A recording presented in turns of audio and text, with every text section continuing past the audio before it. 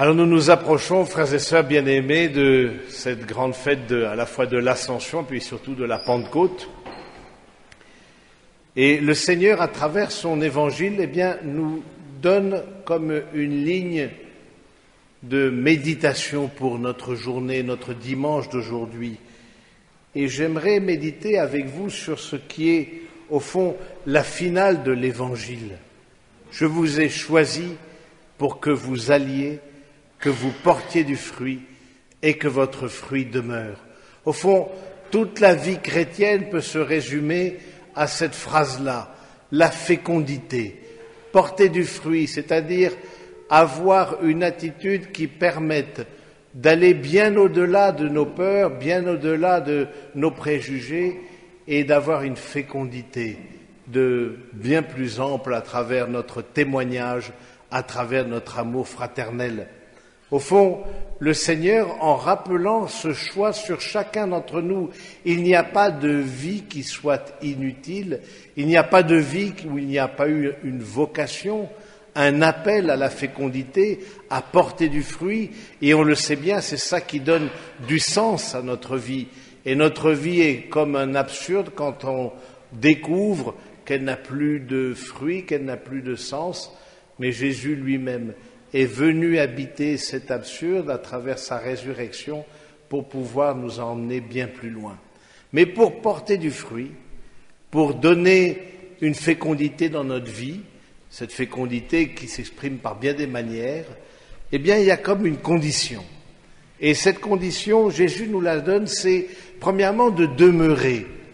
Bien souvent dans l'évangile de Saint Jean, et en particulier dans ce passage de chapitre 15e, il est répété « Demeurez dans mon amour ». Il faut accepter de demeurer avec Dieu, c'est-à-dire faire le choix aussi de l'intériorité.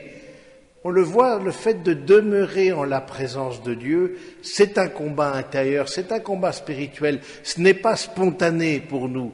Au contraire, on voit que si Dieu agit par attraction, il veut nous attirer à lui au plus intime pour que nous demeurions en lui. Le monde, lui, agit par distraction. L'inverse, une force centrifuge qui nous emmène loin de Dieu, dans un activisme, dans la quête de différentes activités plus ou moins intéressantes, mais progressivement, on perd notre centre de gravité qui est la présence du Seigneur.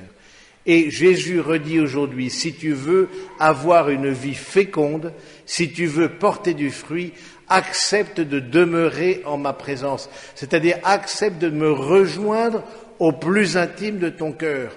Dieu est plus intime à nous-mêmes que nous-mêmes, comme le disait le grand saint Augustin. C'est descendre en soi-même, descendre dans notre âme pour découvrir cette présence du Seigneur. Alors oui, la profondeur, c'est un choix, l'attitude spirituelle de rester en la présence de Dieu, c'est un combat, et c'est important nous-mêmes que nous prenions conscience que, au fond, à travers la prière personnelle, mais aussi la prière communautaire, liturgique, en particulier le dimanche, la messe dominicale, mais aussi tout au long de notre semaine, quels moyens prenons-nous pour rester en la présence de Dieu? Est-ce que nous faisons mémoire que Dieu est avec nous, est notre compagnon de route, qu'il nous habite, qu'il nous écoute, qu'il nous voit, qu'il nous soutient?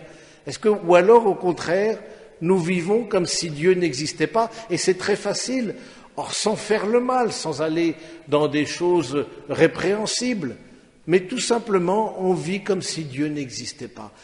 Vous voyez, le fait de vivre comme si Dieu n'existait pas, ça veut dire qu'il y aura une fécondité dans notre vie qui ne sera pas au rendez-vous. C'est-à-dire qu'il y aurait des fruits que l'on aurait pu porter parce qu'on restait en la présence de Dieu, que l'on ne portera pas parce qu'on s'est éloigné de lui, on s'est laissé attirer par tout ce qui brille, on s'est laissé attirer par cette force centrifuge qui emmène loin de lui, dans un tourbillon de choses à faire, d'activisme. Mais au fond, on n'a pas fait le choix de l'intériorité. Alors, cette première condition pour porter du fruit, le fait de demeurer, d'être avec lui. Mais comment est-ce que je peux demeurer en lui? Et c'est là, il y a une autre condition, une autre piste. Qu'est-ce qu'il nous dit Jésus? Vous voulez demeurer en moi? Eh bien voilà, je vous laisse un commandement. Vous voulez être mes amis, je vous ai choisi pour être mes amis, et c'est ça qui va faire que vous allez porter du fruit. Mais pour être mes amis, il y a aussi une condition. Aimez-vous les uns les autres comme je vous ai aimé. Et le comme je vous ai aimé est parfois bien mis de côté, c'est-à-dire l'exemple de la vie de Jésus va être un moyen de découvrir que nous sommes appelés là, dans sa manière d'aimer, dans sa manière de se donner, voilà le lieu de la fécondité pour nous. Alors oui, Dieu nous a aimés le premier, ça veut dire aussi que ma vie, elle a du sens, elle a une fécondité, elle porte du fruit, parce qu'aussi je choisis de faire le premier pas.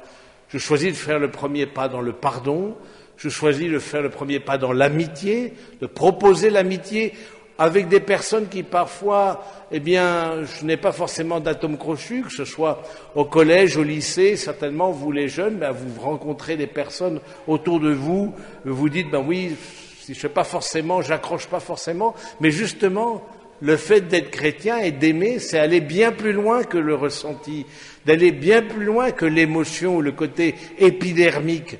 C'est de s'engager dans une amitié avec l'autre, parce que dans cette amitié, eh bien, il y a la présence de Dieu. Dans cet amour que je propose, dans cette main tendue, Dieu se donne lui-même.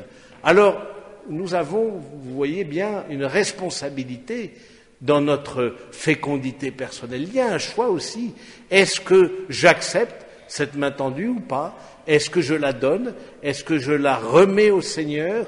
Est-ce que je demande au Seigneur aussi, dans la prière, de me soutenir face à tout ce qui pourrait être des blocages dans l'amour? On voit bien dans notre vie, il y a beaucoup de blocages, des personnes avec qui on a du mal à avoir une relation, vers qui on ne va pas spontanément, ou tout simplement des rancœurs, difficultés à pardonner.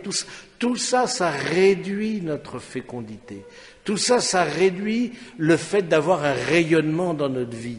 Et Jésus nous dit, écoutez, vous voulez avoir un rayonnement comme moi j'ai eu, eh bien soyez mes amis, soyez mes disciples, appliquez ce commandement nouveau. Ce commandement, aimez-vous les uns les autres, c'est un commandement, c'est intéressant, on se dit oui mais c'est un commandement, c'est pas très sympathique de commander.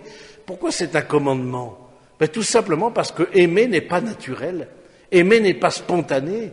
C'est le fruit aussi d'une détermination, c'est le fruit d'une décision. Et Jésus nous dit, ce commandement, je vous le donne, justement parce que, rappelez-vous que cet amour-là, pour qu'il soit un rendez-vous, eh bien, il faut le décider. Alors on va demander au Seigneur dans l'Eucharistie d'avoir cette force de pouvoir aimer à la manière de Jésus. C'est pour ça qu'on vient auprès du Seigneur dans l'Eucharistie. On vient quémander dans l'Eucharistie la grâce d'aimer comme lui nous a aimés. Parce qu'on voit bien nos égoïsmes, on voit bien nos rancœurs, on voit bien nos mesquineries dans nos relations. Et on se dit, ben non, j'ai envie de quelque chose de plus. J'ai envie de Dieu, j'ai envie d'avoir une vie qui soit grande, une âme qui soit grande. Et pour avoir cette âme grande, cette grandeur d'âme, eh bien, je la reçois comme une grâce en venant communier à l'autel.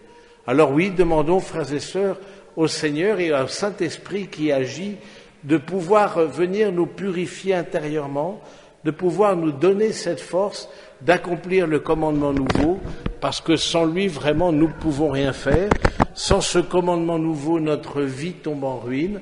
Notre vie, eh bien, se limite au fond, oui, à une série de choses plus ou moins bonnes, mais n'a pas un sens lumineux, n'a pas une fécondité, n'a pas une force, alors que nous aspirons en nous-mêmes à quelque chose de plus. Oui, frères et sœurs, faisons le choix aujourd'hui devant le Seigneur et supplions le Saint-Esprit qui nous aide à appeler sur nous la bénédiction du Seigneur pour que ce commandement nouveau se fasse chair en nous et autour de nous, jour après jour. Amen.